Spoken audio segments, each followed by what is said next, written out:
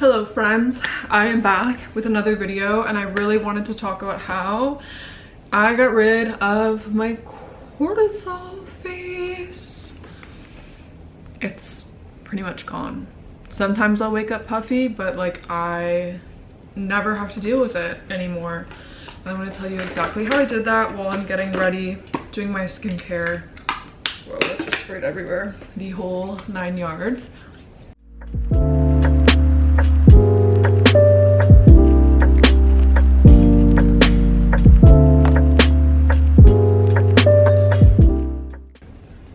I'm not really sure why I personally struggled with cortisol. I think my issue was a mix of hormones and stress in my life, as well as drinking. I think that I was drinking a lot at that point in my life and I was just accumulating a lot of puffiness and just a lot of other not so great things. I started getting acne really bad. My face just bloated, you guys. Like, it was so bad.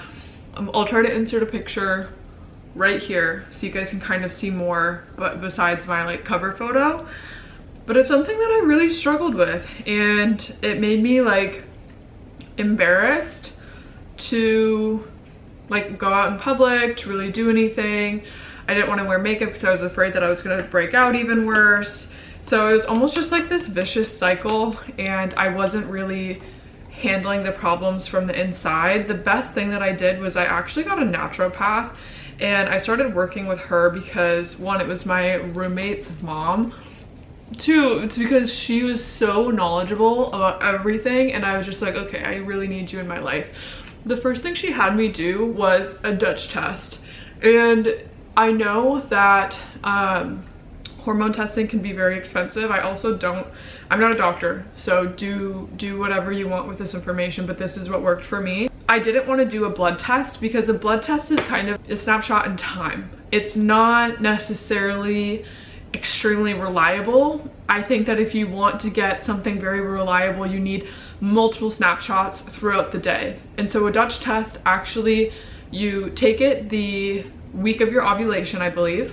At least that's what I did, and that's what my instructions were. And it's a urine and saliva analysis. And so you pretty much pee, and then you spit in this tube and kind of chew on this cotton ball and then put it back in the tube 6 or 7 times throughout the day. And they're very specific, 45 minutes after waking up, I believe the first one was. And I sent that in, and it took probably 2 or 3 weeks to get the results back.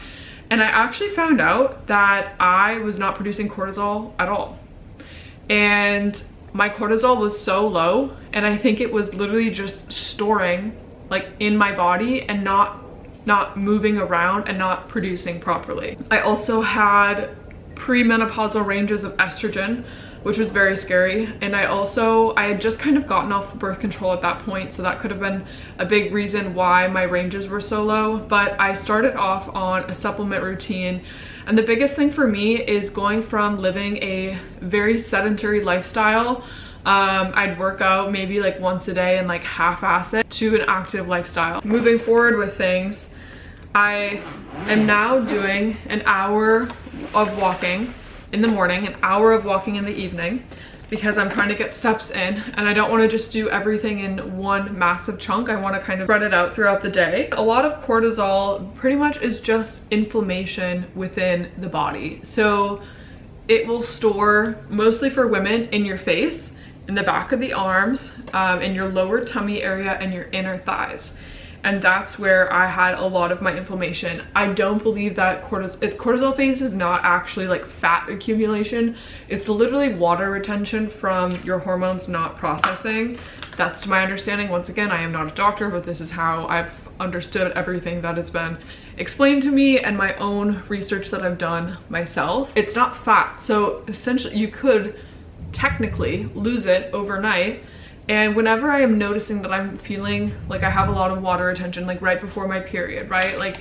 Yesterday I weighed myself and I was about 10 pounds up from where I normally am. And I'm like, wait, that can't be right. Either the scale's wrong, Like there's no way I've gained that much weight, but I could just feel the bloat in my body. I could feel that my body was hanging on to a lot of water, especially around my abdomen, especially in the areas that I just talked about. And it's really frustrating when you don't know what to do. I literally never knew what to do when I would feel this way, and I'd be like, oh, well, I'm walking and I'm doing this. But the most important thing is trying to sweat. So I went into the sauna last night for a good 30 minutes, and I wear a sweatband around my stomach. And then I also, about halfway through, once I'm nice and warmed up, I'll take castor oil and I'll take the like wooden tools that they use at a lymphatic drainage massage. You can look them up on Amazon. They're relatively cheap. You can get like 3 of the tools for like 20 bucks. And I started using the tools in the sauna. This morning I woke up, I had not gone to the bathroom or anything. I just woke up and weighed myself, and I was already 5 pounds less just from water weight. I can see it in my arms, I can see like more definition in my stomach, and getting rid of that, and also doing that on your face. So if you're really struggling with cortisol face, trying to gua sha, trying to kind of sculpt your face and help the lymphatic drainage system move. And if you look up on TikTok, there's a lot of really good lymphatic drainage massages where you're opening up the lymph nodes. I think they're all along here, and then taking a gua sha and going at your face, going at your jaw, going at your cheekbones, and just there's a certain technique. It's completely free. All you need is a gua sha essentially. And just follow along on TikTok to really help kind of sculpt and de-bloat your face, because like I said, cortisol face is literally just inflammation and water retention. So how do you get to the root cause? How do you actually balance your cortisol? This is something for me that I have really had to change my lifestyle to. I can't have caffeine on an empty stomach. Okay, so especially coffee, especially like a Celsius. If anything, I'll have matcha mixed with milk because it has protein and carbs. And I can have a matcha and I feel like that is fine for me to like start the day off with. But if I have anything else, I feel like it causes my cortisol to spike, and it doesn't really blend well with my metabolism. And I just feel like throughout the day I'm hungrier. And I think eating breakfast first thing in the morning is such a good way to balance your hormones. Also, if you're doing super high intensity training, like HIIT style, like sweat 440, etc., and you have high cortisol, I would stop for a little while. Your body is already under stress. That is why you're hanging on to water weight. So if you're just able to stop the HIIT for a while, do Pilates, do yoga, go for walks, incorporate a lot more low intensity. I find that when I increase my step rate, like I'm getting probably 15 to 20,000 steps a day versus 4,000 to 5,000 of what I was getting, which is terrible. I find that I'm not hungrier, it's more effective, and my body is not as stressed. I'm not as inflamed waking up because I'm literally just walking. My heart rate is maybe between 100 to 120 max at all times. Like it's very low intensity. I am not going crazy with it. And I think it is good to incorporate like high intensity interval training into your workout program once you've addressed your cortisol. I think only once you've addressed your cortisol can you start maybe doing 1 day a week, 2 day a week. And that's a big adjustment for a lot of people. Like I was a sweat 440 junkie. My cortisol was insane. I was waking up at 6 a.m. going to the gym, or going to sweat 440. And I was wondering, oh, why am I so inflamed? Bitch, because your cortisol was already fucked up. Like, oh my God, I wish I could go back and just shake myself.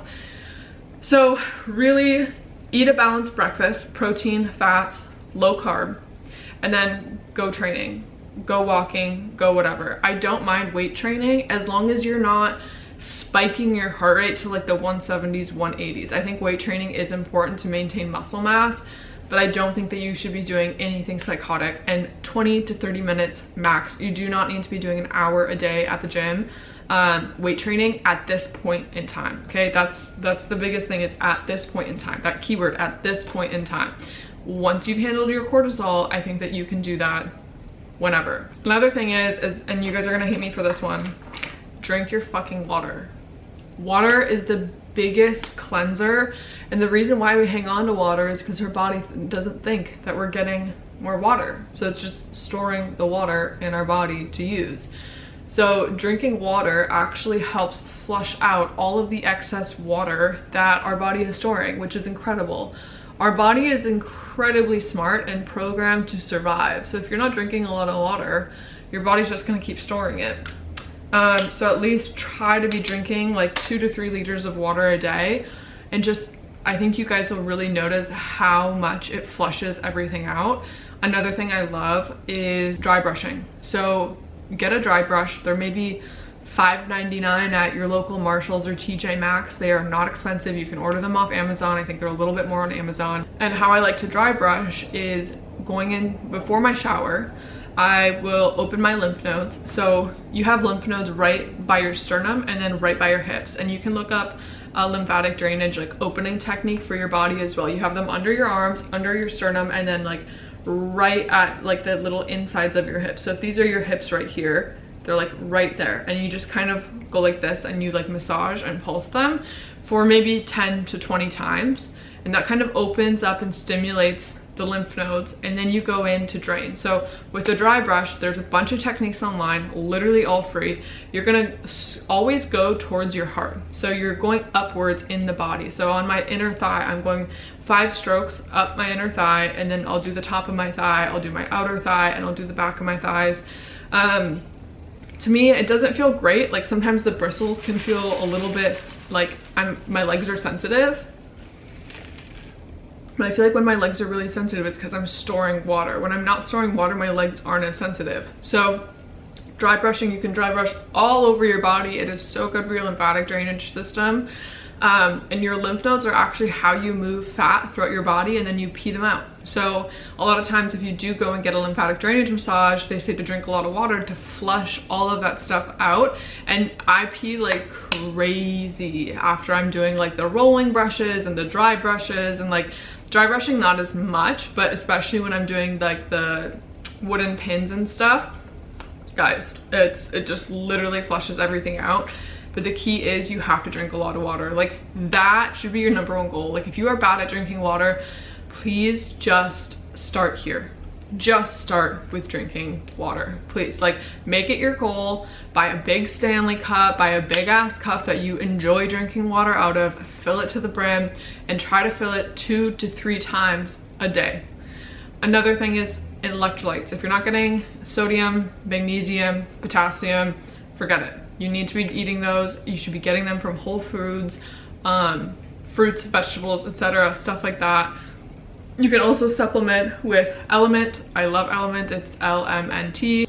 They have really good electrolyte mixes that is sweetened with stevia, and there's no sugar like Liquid IV. Liquid IV has a lot of sugar, so I would stay away from it. Also, drop down on your sugar. Sugar stresses the body out so much and causes a lot of inflammation. So if you're consuming a very high sugar diet, try to cut back.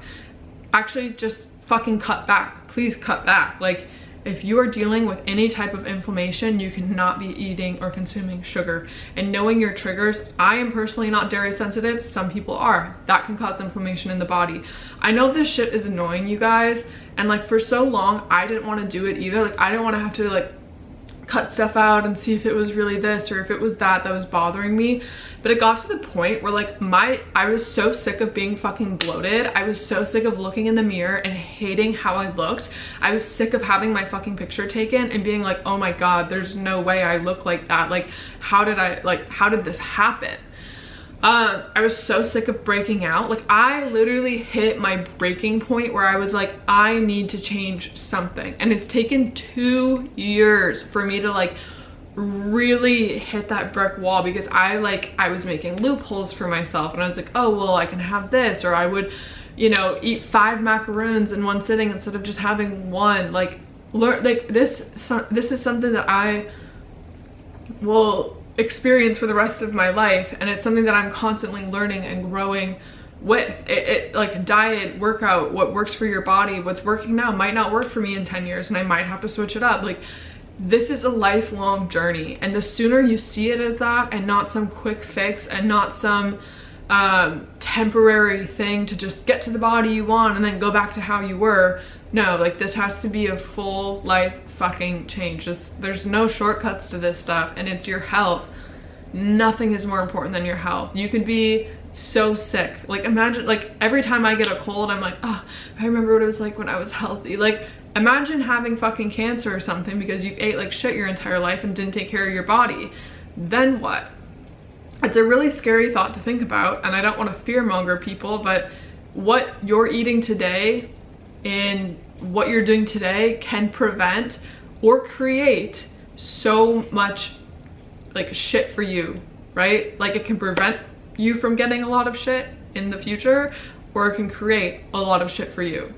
So please be mindful of what you're eating. And that's something that really kind of scared me as well, is I don't want to look at my body when I'm 45 and hate my body or wish I did things different. And I'm so lucky to have a perfectly functioning, healthy body. Why not use it?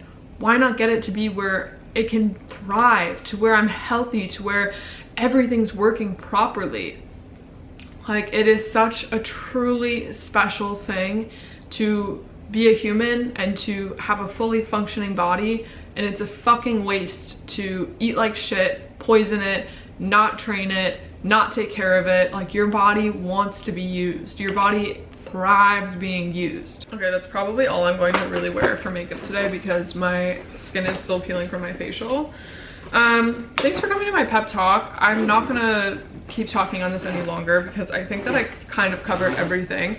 And at the end of the day, like, no one is going to force you to change. Like, this video is not forcing you to change. I'm only trying to inspire you to, one, think twice about what you're putting into your body, and two, the movement that you're getting, because I swear to God, that is everything. If you're constantly creating loopholes for yourself, you're not going to see the desire or the results that you want.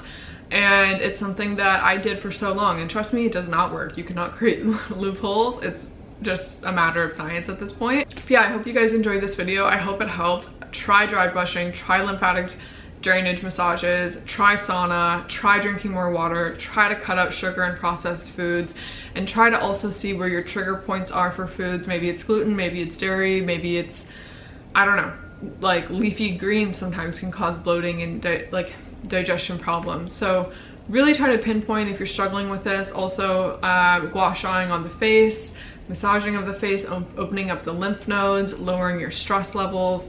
Another massive thing is going to bed and really getting a nice sleep if you're having problems sleeping. Magnesium, you're probably short on magnesium. But yeah, there's 100 things that I really can talk about, but from my own experience, this is really what's worked best for me. And I just want to share that and help you guys out, because honestly, I dealt with it for way too long and I didn't have to. If I would have just like held myself accountable and actually did the work, I could have had this within 6 months, and I could have seen the progress that I've wanted to be seeing for 2 years. I could have had it 6 months into this. So I hope this helped. I hope you guys have a great rest of your day. Let me know if you guys want me to talk on anything else. And that's all. I hope you have a beautiful rest of your day.